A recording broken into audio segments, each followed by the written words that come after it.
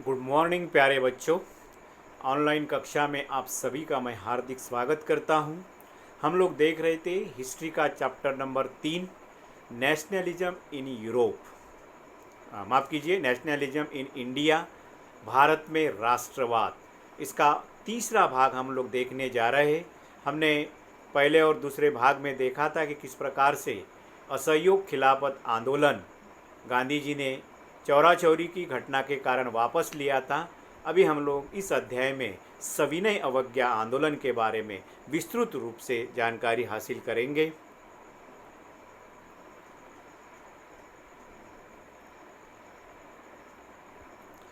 तो प्यारे बच्चों, सविनय अवज्ञा की ओर, टूवर्ड्स सिविल डिसोबीडियंस मूवमेंट है ये। बहुत ही भारतीय इतिहास की एक महत्वपूर्ण घटना है ये। चौरी चौरा के हिंसक घटना के कारण 12 फरवरी 1922 में महात्मा गांधी ने असहयोग आंदोलन वापस लेने का फैसला लिया।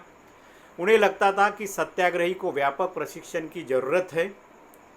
कांग्रेस के कुछ नेता जनसंघर्ष से थक चुके थे। वे 1919 के गवर्नमेंट ऑफ इंडिया एक्ट के तहत गठित प्रांतीय परिषद के चुनाव में हिस्सा लेना चाहते थे। उनको लगता था कि परिषदों में रहकर ब्रिटिश नीतियों का विरोध करना, सुधारों की वकालत करना और यह भी दिखाना कि परिषदें लोकतांत्रिक संस्था नहीं है। CR दास और मोतीलाल नेहरू ने तो परिषद राजनीति में लौटने के लिए कांग्रेस के भीतर स्वराज पार्टी का गठन भी कर लिया।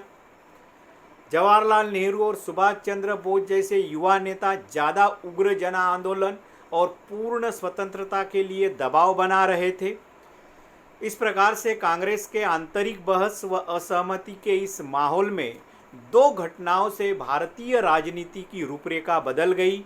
एक घटना थी विश्वव्यापी आर्थिक मंदी, तो दूसरी थी साइमन कमीशन। प्यारे बच्चों, आप लोग जानते हैं ये आर्थिक मंदी, जो वैश्विक आर्थिक मंदी, जो लगभग 1929 से लेकर 1933-34 तक इसके प्रभाव रहे हैं। तो भारत को भी इस विश्व आर्थिक मंदी के प्रभाव हुए, भारत पर भी। तो ये बहुत ही इम्पोर्टेंट प्रश्न कभी कभी पूछा जाता है, वैश्विक आर्थिक मंदी का भारत पर क्या प्रभाव पड़ा। तो विश्व में 1929 से 1930 में आर्थिक मंदी का दौर चला। इस मंदी के विश्व के साथ भारत पर भी बुरे प्रभाव पड़े। तो पहला प्रभाव देखिए, 1926 में भारत में कृषि उत्पादों की कीमतें गिरने लगी। 1930 के बाद कीमतें धाराशायी हो गई। कृषि उत्पादों की मांग गिरी और निर्यात कम हुई, तो किसानों को अपना माल बेचना मुश्किल होने लगा। किसान लगान चुकाने में असमर्थ थे। ग्रामीण इलाके भारी उथल पुथल से गुजरने लगे, मतलब वहाँ पर लोग विरोध करने लगे। इस पृष्ठभूमि में ब्रिटेन की नई टोरी सरकार ने सर साइमन के नेतृत्व में एक वैधानिक आयोग का गठन किया।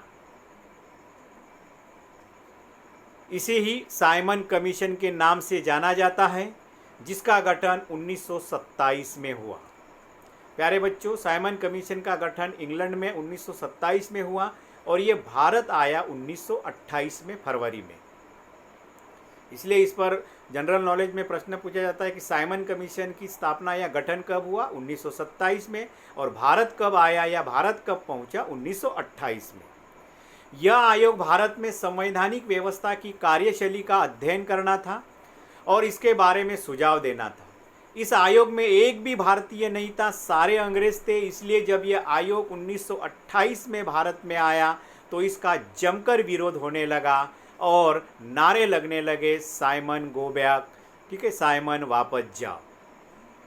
साइमन कमीशन की स्थापना क्यों की गई और उसका विरोध क्यों हुआ? प्यारे बच्चों, 1927 में ब्रिटेन के टोरी सरकार ने साइमन कमीशन का गठन किया और यह कमीशन भारत में 1928 में पहुंचा तो सभी भारतीयों ने इसका विरोध किया।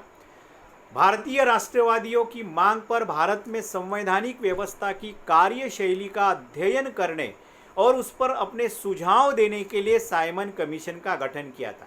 वैसे कांग्रेस ने इसकी मांग की थी कि भारत में एक संवैधानिक व्यवस्था के शैली के लिए एक आयोग का गठन किया जाए और भारत में एक संवैधानिक व्यवस्था का निर्माण करे। लेकिन जिस भारत के लिए ये संवैधानिक व्यवस्था बनानी थी, उन भारत के एक भी वहाँ प्रतिनिधि नहीं थे, वो सारे अंग्रेज प्रतिनिधि थे। इसीलिए इसका विरोध किया गया। कमीशन में एक भी भारतीय नहीं था, उसमें सभी अंग्रेज थे। इसलिए कांग्रेस के साथ मुस्लिम लीग ने भी इसका विरोध किया और नारे लगाए, साइमन कमीशन वापस जाओ। साइमन कमीशन के विरोध को शांत करने के लिए वाइसराय लॉर्ड इरविन ने अक्टूबर 1929 में भारत के लिए डोमिनियन स्टेट्स का गोलमाल ऐलान किया कि उन्होंने कहा कि हम भारत को डोमिनियन स्टेट्स का दर्जा देते हैं। अब ये डोमिनियन स्टेटस का अर्थ क्या होता है, देखिए। साइमन कमीशन का विरोध शांत करने के लिए अक्टूबर 1929 को वाइसराय लॉर्ड इरविन ने भारत को डोमिनियन स्टेटस देने का गोलमाल घोषणा की। भारत के लिए भावी संविधान के बारे में चर्चा करने के लिए गोलमेज सम्मेलन आयोजित किए गए लंदन में, और यह घोषणा की कि लेकिन कांग्रेस के नेता इससे संतुष्ट नहीं हुए। भारत को डोमिनियन स्टेट्स कब दिया जाएगा, इसकी समय सीमा भी नहीं बताई गई थी। इसमें मुख्य रूप से डोमिनियन स्टेट्स का सिंपल मीनिंग भारतीयों को शासन प्रक्रिया में भागीदारी करने के अवसर दिए जाएंगे, लेकिन अंतिम सत्ता ये ब्रिटिशों के हाथ में ही रहेगी। ये सिंपल मीनिंग डोमिनियन स्टेट्स का है। और वो भी भारतीय जो प्रतिनिधि सहभागी करेंगे उन्हें भी बहुत अधिक अधिकार नहीं होंगे, ये भी उसमें इम्पोर्टेंट बात है। भारतीयों को शासन प्रक्रिया में भागीदारी करने के अवसर दिए जाएंगे और पूरा नियंत्रण अंग्रेजों का ही रहेगा। इस प्रकार का ये डोमिनियन स्टेटस का दर्जा था, और इसीलिए जवाहरलाल नेहरू और सुभाष चंद्र बोस के नेतृत्व में कांग्रेस का खेमा और अधिक आक्रामक हो गया और उन्होंने अधिक उग्र आंदोलन शुरू करने के लिए या नीतियाँ तय करने के लिए उन्होंने अपनी नीतियाँ तय की। उदारवादी और मध्यवर्गीय नेता ब्रिटिश डोमिनियन के भीतर ही संवैधानिक व्यवस्था के पक्ष में थे, तो कांग्रेस में भी कुछ उदारवादी और मध्यमार्गी नेता थे जो बीच का रास्ता अपनाते थे। मतलब वो ज़्यादा ब्रिटिशों का विरोध भी नहीं करना और अपनी मांगे उन तक पहुंचाना, और जो वैधानिक मांगे हैं वो उनसे पूरी करना। इस प्रकार के विचार रखने वाले लोगों को उदारवादी या मध्यमार्गी नेता कहा जाता है, जो खासतौर पे आरंभिक कांग्रेस के 1885 से लेकर 1905 तक के आरंभिक 20 सालों में इनका अधिक महत्व था। तो इन्होंने भी डोमिनियन के भीतर संवैधानिक व्यवस्था के पक्ष में ये थे, मतलब ये डोमिनियन स्टेट्स का दर्जा लेने के लिए सहमति इन्होंने दर्शाई, लेकिन पंडित जवाहरलाल नेहरू अन्य कांग्रेस के नेताओं ने इसका विरोध किया। दिसंबर 1929 में पंडित जवाहरलाल नेहरू लाहौर के कांग्रेस अधिवेशन में अध्यक्ष बन गए और उन्होंने फिर उस लाहौर के कांग्रेस के अधिवेशन में ऐतिहासिक फैसला या ऐतिहासिक प्रस्ताव पारित किया, जिसे हम लोग कहते हैं पूर्ण स्वराज का प्रस्ताव वहां पर पारित किया और तय किया कि 26 जनवरी 1930 को पूर्ण देश में स्वतंत्रता दिवस के रूप में मनाया जाएगा। तब तक महात्मा गांधी ने इस मांग के लिए सविनय अवज्ञा आंदोलन चलाने का निर्णय लिया और भारतीय इतिहास में एक महत्वपूर्ण अध्याय जो गांधी जी के नेतृत्व में दूसरा ये एक जन आंदोलन चलाया गया, जो पहला 1921 से 22 में असहयोग आंदोलन और ये 1930 से जो नमक यात्रा से या दांडी मार्च से शुरू हुआ सविनय अवज्ञा आंदोलन। प्यारे बच्चों, सविनय अवज्ञा का सिंपल मीनिंग होता है, सविनय मतलब विनय के साथ, शांति के साथ, अहिंसा के मार्ग को अपनाते हुए ब्रिटिश कानूनों का विरोध करना, ब्रिटिश वस्तुओं का विरोध करना, उनको छोड़ देना, उस पर बहिष्कार डालना, ये सिंपल उसका मीनिंग है सविनय अवज्ञा। अवज्ञा मतलब उल्लंघन करना। किसका उल्लंघन करना? ब्रिटिश कानूनों का। सिंपल मीनिंग है ये सविनय अवज्ञा आंदोलन। विनय के साथ, शांति के साथ, अहिंसा के मार्ग पर, किसी भी प्रकार की हिंसा गांधी जी को मान्य नहीं थी, इसीलिए इसको सविनय अवज्ञा आंदोलन कहा जाता है। और इसकी शुरुआत स्वयं महात्मा गांधी जी ने दांडी मार्च से शुरू की, जिसे नमक यात्रा के नाम से जाना जाता है, the salt march and the civil disobedience movement. तो देश को एकजुट करने के लिए महात्मा गांधी को नमक एक शक्तिशाली प्रतीक दिखाई दिया, क्योंकि नमक हर एक दिन में प्रत्येक घर में ये उपयोग किए जाने वाला पदार्थ था और उसको आवश्यकता होती थी। 31 जनवरी 1930 को उन्होंने वाइसराय इरविन को 11 मांगों वाला एक खत लिखा और 11 मार्च तक उन्होंने अल्टीमेटम दिया कि अगर इसकी आप लोग पूर्ति नहीं करोगे तो हम लोग आपके खिलाफ सविनय अवज्ञा आंदोलन यानी कि दांडी मार्च या दांडी यात्रा शुरू की जाएंगी। तो वो 11 मांगे कौन सी थी, पहले उनको देखते, बाद में हम दांडी मार्च को देखेंगे। वैसे किताब में 4-5 ही दिए हैं, लेकिन मैंने यहाँ पर 8-9 लिखने की कोशिश की है। वैसे नमक कर को समाप्त किया जाए। अब ब्रिटिश सरकार ने नमक पर कर लगाया था, तो उस नमक कर को समाप्त किए जाए और उत्पादन पर ब्रिटिशों का एकाधिकार। भारत में उस समय नमक बनाने का अधिकार केवल ब्रिटिशों के पास था और बेचने का अधिकार भी उसी के पास। इसलिए जब चाहे उसके ऊपर टैक्स बढ़ाते थे, क्योंकि नमक ऐसा पदार्थ था वो बड़ी मात्रा में लगता था, क्योंकि हर दिन हर घर में इसको उपयोग किया जाता है। और इसीलिए ब्रिटिशों ने, गांधी जी ने मांग की कि नमक कर समाप्त किया जाए, वह उत्पादन के प्रक्रिया पर जो अंग्रेजों का एकाधिकार है इसे भी समाप्त किया जाए। उन्होंने दूसरी मांग की, भूमि कर आधा हो और उस पर काउंसिल का नियोजन हो। तीसरी मांग की, सेना के व्यय में 50% की कटौती किया जाए। सेना पर जो खर्चा किया जा रहा है उसमें 50% कम किया जाए। बड़ी बड़ी सरकारी नौकरियों का वेतन आधा कर दिया जाए, क्योंकि बड़ी बड़ी सरकारी नौकरियां ये केवल यूरोपियन लोगों को दी जाती थी, उसमें लगभग भारतीयों को नहीं के बराबर थी और इसीलिए वहाँ भरभक्कम वेतन था। इसलिए उन्होंने मांग की कि 50% की कटौती किया जाए। बड़ी बड़ी सरकारी नौकरियों का वेतन आधा कर दिया जाए। विदेशी वस्त्रों के आयात पर प्रतिबंध लगाया जाए। भारतीय तट केवल भारतीय जहाज़ों के लिए सुरक्षित हो। सभी राजनीतिक बंदियों को छोड़ दिया जाए। आत्मरक्षा के लिए हथियार की अनुमति दिया जाए और गुप्तचर पुलिस को हटा दिया जाए। इस प्रकार की ये प्रमुख मांगे थी जो महात्मा गांधी ने वाइसराय इरविन के एक खत के जरिए लिखी थी, लेकिन इस मांग को उन्होंने ठुकरा दिया और आखिरकार महात्मा गांधी ने नमक यात्रा या सविनय अवज्ञा आंदोलन। प्यारे बच्चों, नमक यात्रा में क्या किया गांधी जी ने कि ब्रिटिशों का जो कानून था नमक बनाने का या उसको बनाने का एकाधिकार था, उस कानून का उन्होंने उल्लंघन किया। इसलिए इसको नमक यात्रा या दांडी मार्च कहा जाता है और इसी नमक यात्रा से सविनय अवज्ञा आंदोलन की शुरुआत हुई और फिर देश में जगह जगह पर इस प्रकार के कई सारे कानूनों का उल्लंघन किया गया या तोड़ा गया। तो महात्मा गांधी के 11 मांगों को सामने इरविन झुकने को तैयार नहीं था। फलस्वरूप महात्मा गांधी ने अपने 12 मार्च 1930 को साबरमती आश्रम से 78 विश्वस्त अनुयायियों के साथ 78 मिलकर नमक यात्रा शुरू की। रास्ते में फिर ये कारवां बनते गए, कई सारे सदस्य इसमें जुड़ते गए और बहुत बड़ा एक आंदोलन आगे चला।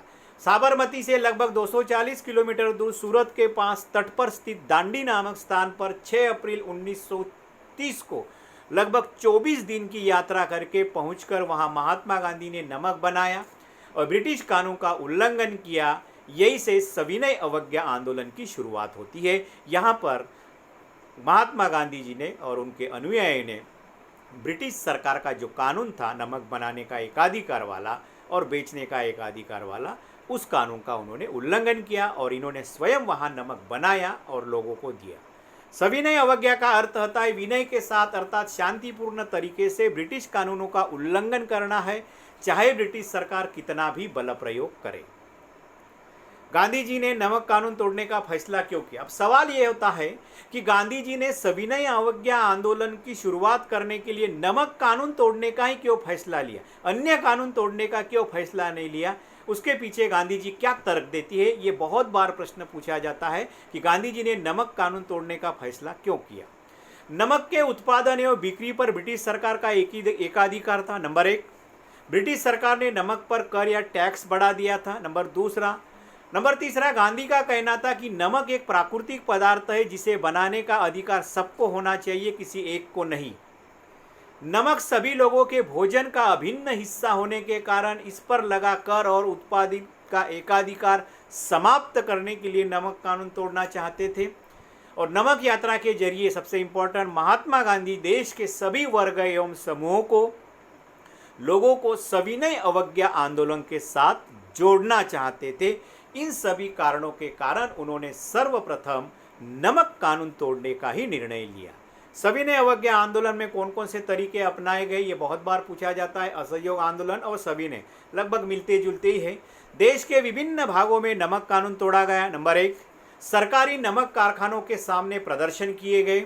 विदेशी कपड़ों का बहिष्कार किया गया। स्वदेशी कपड़ों के लिए स्वदेशी वस्तुओं का बढ़ावा दिया गया। शराब की दुकानों की पिकेटिंग होने लगी। आप लोगों को पहले बताया मैंने, पिकेटिंग मतलब होता है किसी दफ्तर या कार्यालय या भवन में जाने वाला जो रास्ता है उसे रोकने की क्रिया को पिकेटिंग कहा जाता है। शराब की दुकानों की पिकेटिंग होने लगी। किसानों ने लगान और चौकीदारी कर चुकाने से इनकार कर दिया। गांव में तैनात कर्मचारी इस्तीफा देने लगे। जंगलों में रहने वाले लोगों ने भी वन कानून का उल्लंघन किया। लकड़ी बीनने और मवेशियों को चराने के लिए आरक्षित वनों में वो घुसने लगे। जानते हैं आप लोग कि अंग्रेजों ने वन कानून में लोगों को वनों में रहने या वहाँ के वस्तुएं इकट्ठा करने या वहाँ खेती करने या वहाँ पशु चराई करने, इस सब पर प्रतिबंध लगाया था। और ऐसे आरक्षित वनों में फिर लोगों ने वहाँ पर अपने पशुओं को घुसा दिया और वहाँ के कई सारी वस्तुएं इकट्ठा करने लगे। इस प्रकार से ये सारे तरीके थे जो सविनय अवज्ञा आंदोलन में उपयोग किए गए थे या अपनाए गए थे। इसके बाद में हम देखेंगे कि इस प्रकार से पूरे देश में जब सविनय अवज्ञा आंदोलन फैला तो ब्रिटिश सरकार की क्या प्रतिक्रिया थी। स्वाभाविक रूप से उनकी दमनकारी नीतियाँ रही है। ब्रिटिश सरकार ने अनेक कांग्रेस नेता को गिरफ्तार किया। कई स्थानों पर हिंसक टकराव भी हुए। अप्रैल 1930 को जब अब्दुल गफ्फार खान को गिरफ्तार किया गया तो गुस्साई भीड़ ने पुलिस की गोलियों का सामना करते हुए सड़क पर उतर आए। महीने भर के बाद भी जब गांधी जी को गिरफ्तार किया तो शोलापुर के औद्योगिक मजदूरों ने पुलिस चौकियों, नगरपालिका अदालतों और रेलवे स्टेशनों पर हमला शुरू किए। अंग्रेजों ने औरतों और बच्चों को मारा पीटा। लगभग 1 लाख लोगों को उन्होंने गिरफ्तार किया। महात्मा गांधी ने बाद में आंदोलन वापस लिया। 5 मार्च 1931 को उन्होंने इरविन के साथ एक समझौतों पर हस्ताक्षर किए, इसलिए इस आंदोलन को स्थगित कर दिया गया या वापस लिया गया। इसे गांधी इरविन समझौता कहा जाता है। क्या है गांधी इरविन समझौता? देखिए बच्चों, सविनय अवज्ञा आंदोलन के समय और दूसरी गोलमेज सम्मेलन के पूर्व 5 मार्च 1931 को महात्मा गांधी और इरविन के बीच में एक राजनीतिक समझौता हुआ, उसे गांधी इरविन समझौता कहा जाता है। इसमें निम्नलिखित शर्तें स्वीकार की गई है। देखिए लॉर्ड इरविन ने कौन से शर्तों को स्वीकृत किया और बाद में हम लोग देखेंगे गांधी जी ने कौन से शर्तों को स्वीकृत किया। हिंसा के आरोपियों को छोड़कर बाकी सभी राजनीतिक बंदियों को रिहा कर दिया जाए, ये शर्त इरविन ने स्वीकृत कर ली जो गांधी जी ने मांग की थी। भारतीयों को समुद्री तट पर नमक बनाने का अधिकार दिया जाएगा, ये भी मांग मान ली। भारतीय शराब और विदेशी वस्त्रों की दुकानों के सामने धरना दे सकते हैं, ये भी बात मान ली।